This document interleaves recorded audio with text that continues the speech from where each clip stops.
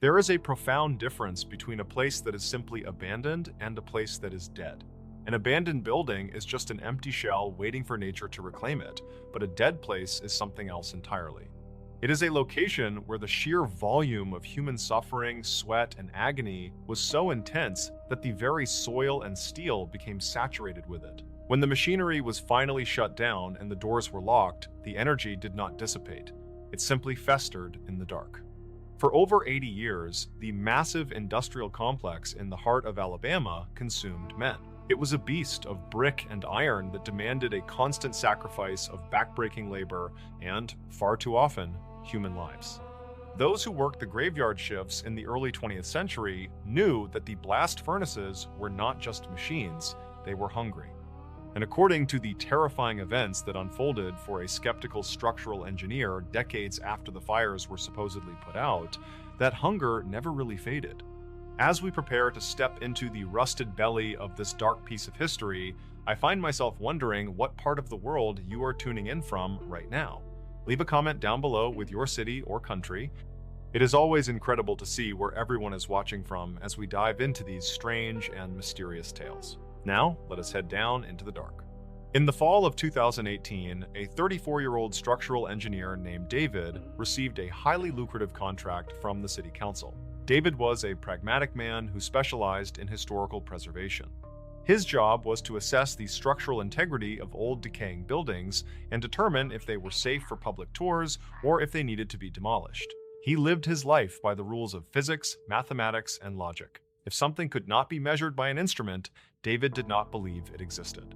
He was hired to conduct a comprehensive subterranean survey of Sloss furnaces. The city wanted to open up the deep underground access tunnels to tourists, but they needed an expert to ensure the century-old brick archways and rusted support beams were not going to collapse. David was given unrestricted access to the site. During the day, the complex was an open-air museum. Families would walk along the paved pathways, pointing at the towering black smokestacks and reading plaques about the Industrial Revolution. But the areas David needed to inspect were strictly off-limits to the public.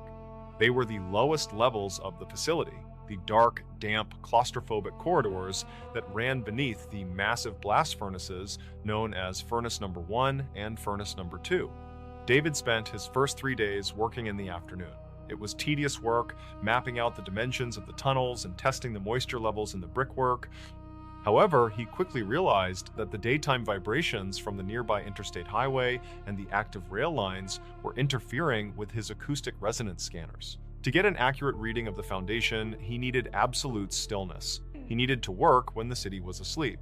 He cleared it with the site manager, and on a chilly Thursday night in late October, David arrived at the gates at 11:15 p.m. The security guard on duty, an older man who had worked at the site for over a decade, seemed noticeably uneasy when he unlocked the main gate for David. The guard handed over a heavy ring of brass keys and strongly advised David to stick to the main paths and to finish his work as quickly as possible. The guard did not elaborate, but his tone carried a weight that made David slightly uncomfortable. Still, David brushed it off as typical local superstition. Every old building had ghost stories, and Sloss Furnaces was famous for them. People talked about James Slag Wormwood, a notoriously cruel foreman who had supposedly fallen into a vat of molten iron in 1906. Locals claimed his spirit still roamed the grounds, punishing workers. David found the story amusing. To him, it was just a fairy tale used to sell tickets during the Halloween season. David gathered his heavy equipment bags, strapping his high-powered tactical flashlight to his chest harness, and made his way toward the center of the complex. The atmosphere at night was entirely different from the day. Without the sunlight, the towering structures of rusted iron looked like the skeletal remains of some colossal, prehistoric monster. The wind whispered through the hollow pipes, creating a low, mournful humming sound that echoed across the empty concrete yards. He reached the heavy iron door that led down into the tunnels beneath Furnace Number 1. The metal was ice cold to the touch.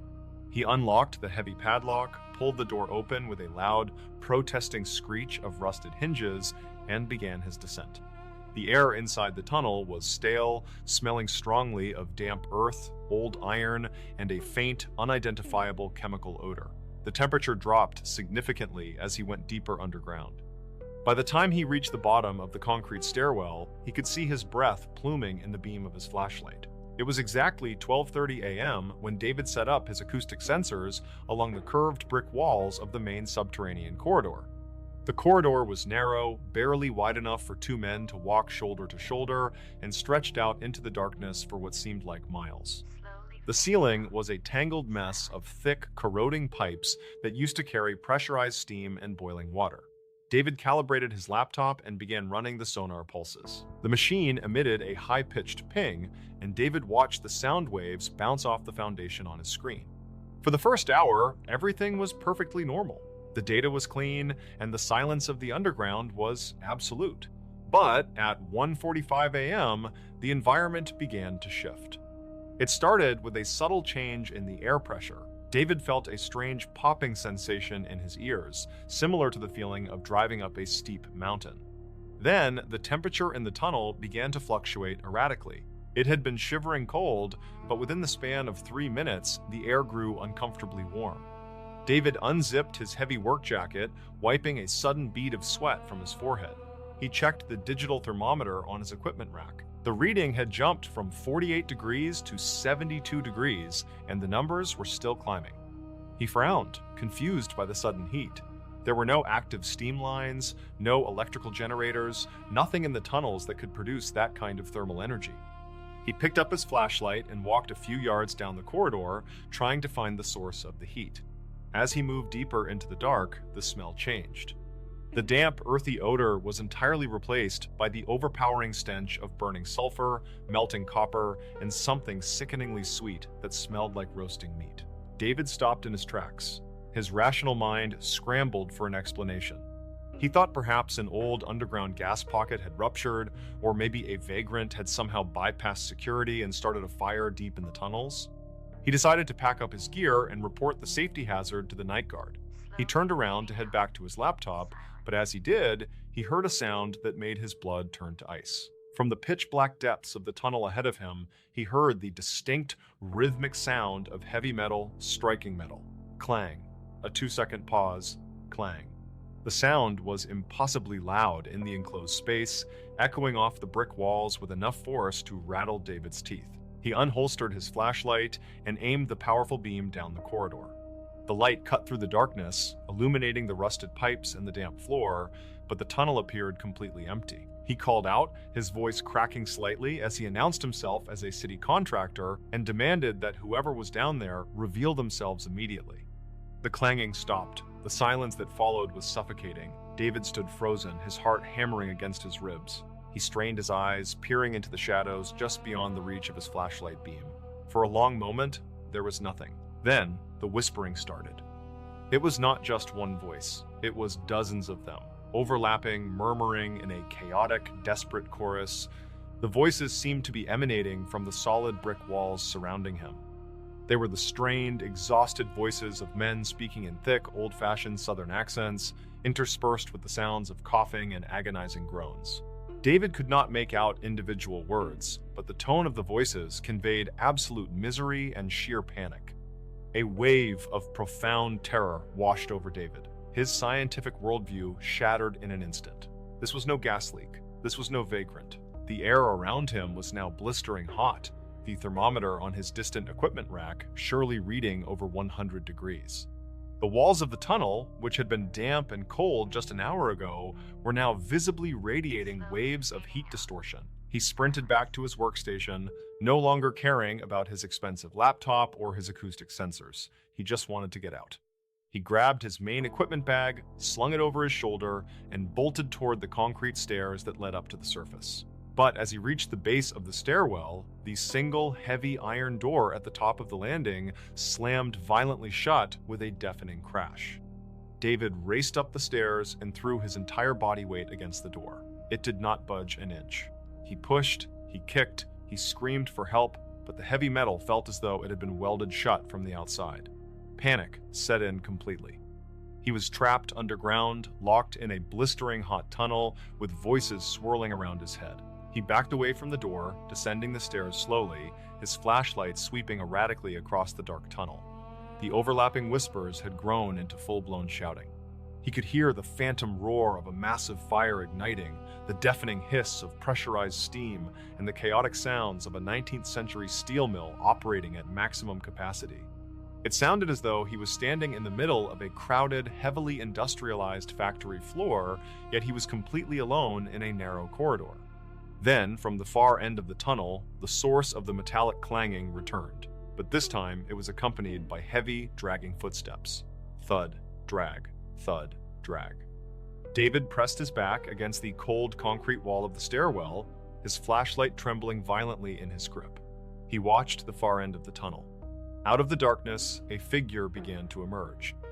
It was the silhouette of a man, but the proportions were horribly wrong. The entity was unnaturally tall, its shoulders broad and hunched, but the most terrifying aspect was its composition. The figure was not made of flesh and bone. It appeared to be formed entirely out of thick, bubbling black shadows and veins of glowing, molten orange heat. It looked like a walking mass of superheated iron slag. As it took a step forward, heavy droplets of glowing liquid fire dripped from its arms, hitting the stone floor and violently hissing into steam. The voices swirling around David suddenly turned into screams of pure terror. The entity raised a massive, formless arm, and the temperature in the tunnel spiked so drastically that David felt his skin begin to blister through his heavy clothing. The entity did not have a face, just a smooth dome of shifting, burning embers, but David could feel the immense, crushing weight of its hatred focusing entirely on him. The entity let out a sound that defied description. It was a roar that sounded like grinding metal plates and roaring flames, a sound so loud it forced David to drop his flashlight and cover his ears in agony. The creature lunged forward, moving with unnatural, terrifying speed, closing the distance between them in a matter of seconds. Pure adrenaline took over. David scrambled backward up the stairs, throwing his equipment bag directly at the burning entity. The bag hit the creature and instantly burst into flames, filling the narrow stairwell with thick, choking black smoke. Blinded and suffocating, David reached the top landing and grabbed the iron handle of the locked door one last time. He pulled with every ounce of strength he possessed, screaming in pain as the metal handle was now searing hot, burning the flesh of his palms. By some miracle, or perhaps because the rusted locking mechanism finally gave way under his desperate force, the heavy door groaned and burst open. David threw himself out onto the wet gravel of the courtyard, tumbling away from the entrance and gasping for the cool, fresh night air. He did not look back. He scrambled to his feet and ran toward the main security gate faster than he had ever run in his life, cradling his badly burned hands to his chest. When he reached the guard shack, he was hyperventilating, his face pale and covered in soot.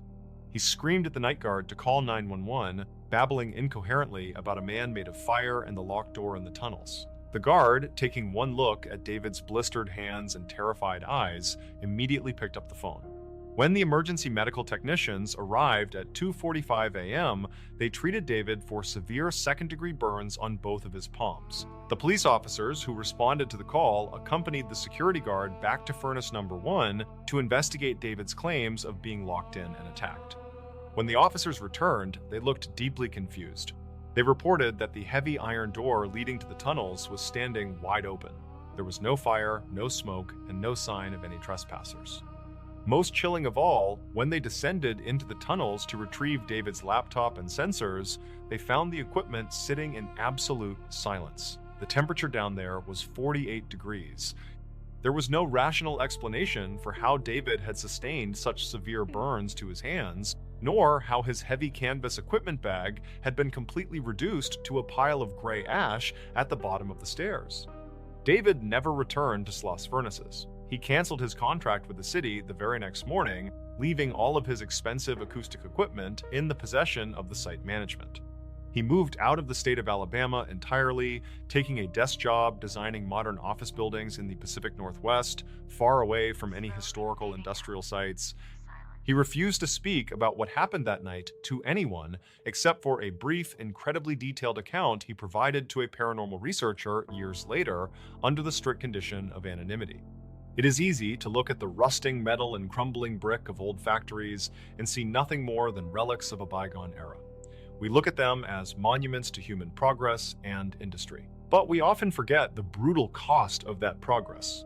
The Earth has a long memory. When hundreds of men bleed and suffer and burn in the dark, the energy they leave behind does not simply vanish when the shift whistle blows for the last time. It seeps into the iron, it soaks into the dirt. And sometimes, if you wander too far down into the dark, you might just find that the furnace never really went out at all.